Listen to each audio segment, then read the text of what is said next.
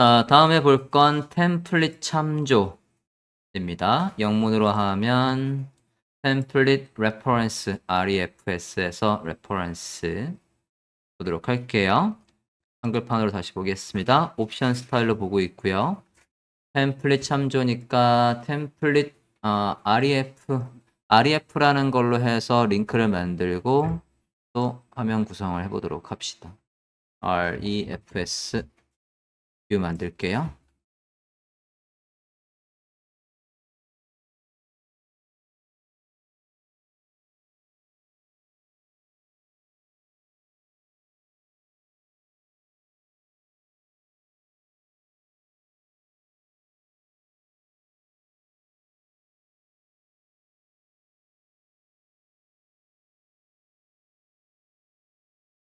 컨트롤 클릭하면 바로 생성해 줬었네요.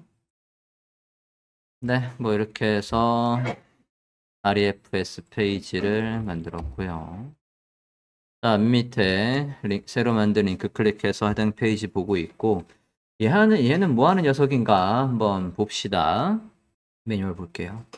자, 매뉴얼에서 보면 얘는 선언적 모델링을 하는데 직접 돔에 접근해서 돔을 바꿀 일도 있을 거다. 그럴 때는 어떻게 하는지를 안내하고 있는 거예요. 자, 그러면 직접 접근하는 방법은 REFS라는 요 녀석을 이용해서 할 수 있다니까 한번 볼게요. 자, inf 태그를 하나 만들어 봅니다. 있고 그 다음에 걔 접근하는 방법이 안내되어 있네요. 스크립트 복사할게요. 여기 스크립트 복사하겠습니다. 그대로 붙여넣기 했고 inf 태그를 지금 매뉴얼 보시면 inf 태그 복사했고요. inf 태그에 속성 이름이 뭐가 있냐면 REF라는 속성이 있어요. 그리고 걔를 직접 지금 얘가 실행되면 어떤 일이 일어날 거냐면 이 input을 선택을 해서 걔한테다가 포커스를 건 거거든요. 즉 페이지가 열리자마자 거기에 우리가 HTML 차원에서는 오토 포커스를 건 것처럼 만들어주고 있어요. 언제? 얘가 화면에 다 나온 다음에 마운트가 다 끝난 다음에 화면에 얘를 다 뿌린 다음에 그러면 우리 HTML 바디 안에 누가 있는 거예요? 인풋이 있는 거잖아요. 인풋이 생긴 다음에 그 인풋에다가 포커스를 걸고 있다고요. 저장하고 새로 고침을 해보시면 페이지가 열리자마자 인풋에 포커스가 걸려 있습니다. 얘한테다가 REF라고 해서 별칭을 주는 거예요. 별칭. 너의 별칭은 인풋이야. 라고 하고 그 별칭에다가 포커스를 거는 겁니다. 사실 이렇게 안 하고요. 이렇게 할 수도 있어요. 얘를 주석 처리하고 인풋에 예를 들어서 ID 얘가 이름을 입력하는 칸이라고 해볼게요. 유저 네임이라고 해봅시다. 이렇게 해볼까요? ID 유저 네임이라고 하고 얘를 일단 마운트가 된 다음에 HTML에 얘가 생성된 다음에 하는 거예요. 주석 처리하고 만약에 여러분이 저 REFS라는 저 템플릿 참조 기능을 모른다라고 했을 때 순수 자바스크립트로도 접근할 수 있다고요. 지금 얘가 생성이 됐어요. 마운트가 된 다음에는 바디 안에 누가 있다고요? 검사를 해보면 바디 안에 ID 유저 네임이 있습니다. 그러면 우리가 자바스크립트에서 얘 선택 어떻게 합니까? 다큐먼트 for selector ID 유저 네임이잖아요. 유저 네임을 선택하고 걔한테다가 포커스를 걸어요. 그러고 새로 고침을 해보겠습니다. 그래도 똑같이 자동으로 포커스가 걸리죠. 뷰를 통해서 HTML이 마운트가 다 돼서 화면에 표시가 됐으니까 그 이후부터는 우리가 애초에 원래 있었던 인풋인 것 마냥 직접 그 요소를 선택해서 스타일이든 뭐든 다 바꿀 수 있습니다. 지금 그걸 잠깐 해본 거예요. 근데 이게 너무 길다고. 이게 너무 길고 복잡하고 하니까 뷰에서는 얘를 직접 접근할 수 있게끔 무슨 기능을 이용해서 얘만의 특수 속성인 REF를 이용해서 다시 주석 처리하고 얘를 다시 살리고 얘도 주석 처리하고 위에 걸 다시 살리고 했으면 훨씬 더 깔끔하게 얘한테 아이디나 그런 게 없어도 별칭이 있으니까 이 별칭이 만약에 유저 네임이라고 한다면 이 유저 네임이 어디에 오면 돼요? 여기에 오면 되죠. 저 유저네임이 여기에 별칭을 유저네임이라고 했어요. REF가 영문으로 뭡니까? 레퍼런스잖아요. 레퍼런스가 직역하면 뭡니까? 참조라고. 이걸 참조해서 가리키는 가리킨다고. 가리킨다. 그 걔를 지목한다 라고 보시면 돼요. 얘를 지목하는 이름을 뭐로 만들어준 거예요? 유저네임이라는 별칭으로 지목을 해주고 다음부터는 제가 이렇게 부를 거니까 얘를 선택한 줄 알고 걔한테다가 포커스를 이렇게 걸 수가 있다.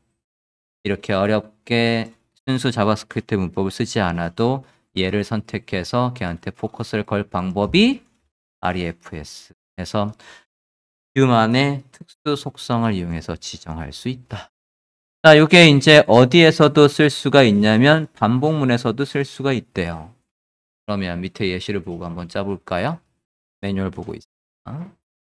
반복문 내에서도 REF라는 지금 요 특별한 속성을 이용해서 REF라는 저 특별한 속성 프로퍼티를 이용해서 할 수 있대요. 영문에서도 REF라는 attribute를 이용해서 여기서도 이름을 특별한 속성이라고 해서 attribute라고 부르고 있네요. 자, 마운트 된 다음에 이건 했고요. 여기 부분 볼게요. 리스트에 있는 거, 그건 배열에 있는 걸 가지고 여기 출력할 때 걔도 별칭을 items라고 하고 그 items에 있는 걸 화면에 출력해봐 라고 해서 이렇게 찍어보고 있네요. 자, 그러면 이거 복사해 볼까요? 리스트를 하나 만든 다음에 마운트에서 걔를 찍어보자고 하니까 리스트를 일단은 심플하게 그냥 만들어 보죠. 리스트. 데이터 함수까지 복사해야 되겠네? 지금 마운트만 있으니까 데이터 함수까지 다 복사할게요. export default. 네. 데이터 해서 만들어줬고요. 여기다가 값을 나열해 보도록 합시다. HTML,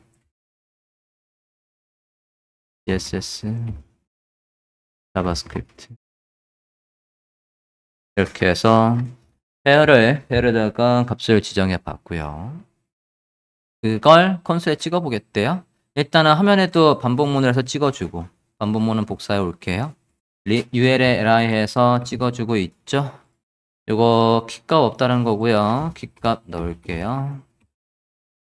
키는 아이템 또는 아이템 안에 ID 뭐 이렇게 해서 넣으시면 되겠습니다. 자, 그러면 HTML, CSS, 자바스크립트가 잘 출력이 되고 있고 얘가 다 된 다음에 얘가 화면에 이제 콘솔에서 찍어보고 싶은 거예요. 마운트 된 다음에 여기 별칭이 아이템스가 있으니까 이제 얘를 이용해서도 요거 안에 데이터를 찍어볼 수 있대요. 그럼 여기다가 써봅니다. 매뉴얼에 있는 거 똑같은 거 복사해 올 거니까 복사할게요. 콘솔 로그 this refs 점 찍고 얘 별칭 items 이렇게 해서 이름을 지어주고 있고 마운트 된 다음에 콘솔에서 그 값을 이렇게 출력해 보고 있습니다. li 해서 이렇게 찍어 보고 있어요.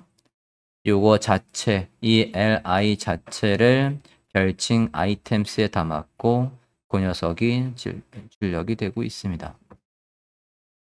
그러니까 배열로 출력이 되고 있다는 걸 보여주는 거예요. 다시 매뉴얼에서 보시면 여기에서 REF가 V4 내부에서 사용되면 REF로 지정한 해당 요소는 뭐로 반환이 된다? 배열로 반환이 된다 라고 해서 콘솔에 배열로 찍히는지를 확인해 본 겁니다. 별칭을 넣고도 그걸 활용할 수 있다까지 봤어요.